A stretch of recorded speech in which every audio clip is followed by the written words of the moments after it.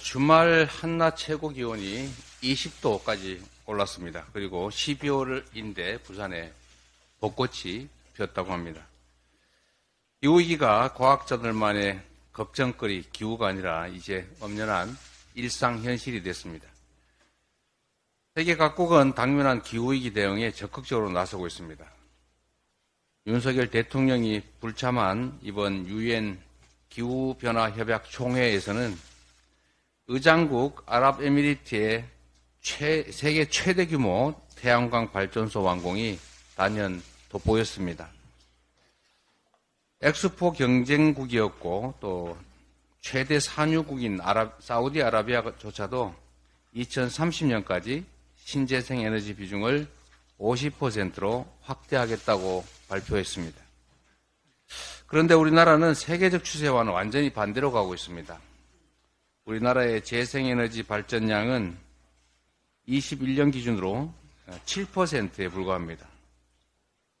G20 국가 중에 꼴찌 19위에 머무르고 있습니다. 전 세계 평균 비중이 28%입니다. 그런데 대한민국의 재생에너지 생산 비중은 7%, 4728 하면 4분의 1에 불과하다는 참으로 황당한 상황입니다. 그런데도 정부는 올 1월에 재생에너지 비중 목표를 기존 30%에서 21.6%로 내렸습니다. 참 걱정됩니다. 다행인 것은 정부가 이번 총회에서 7년 내에 재생에너지를 3배로 늘리겠다라는 서약에 서명했습니다. 7년 내에 3배로 늘리면 37, 21, 38, 24, 한 20 몇 퍼센트 되는데 현재 평균에 여전히 못 미칩니다. 우리나라의 재생에너지 목표 비중 또는 재생에너지 현실을 적나라하게 보여주는 것 같습니다. 그런데 말 따로 행동 따로 또 걱정됩니다. 말이 아닌 실천이 중요합니다.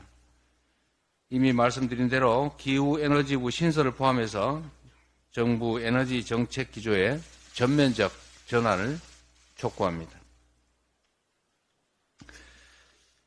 일본 정부가 위안부 피해자들이 제기한 소송에서 최종 패소하고도 반성하기는커녕 뻔뻔한 무대응으로 응수했습니다. 오히려 한국에 적절한 조치를 요구한다라면서 적반하장식 태도를 보이고 있습니다. 전쟁 범죄 피해자들의 목소리도 대법원 판결도 무시하는 윤석열 정부의 대일 굴종 외교의 결과물입니다. 정부는 굴종 외교를 이제 중단하고 주권 국가답게 일본 정부에 당당히 맞서 말해야 합니다.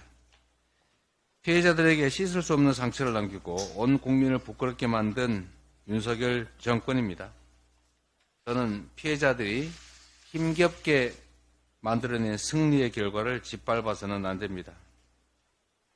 역사를 저버리고 국민을 배신하는 정권은 반드시 심판받았다는 역사적 경험을 상기하시기 바랍니다. 이상입니다.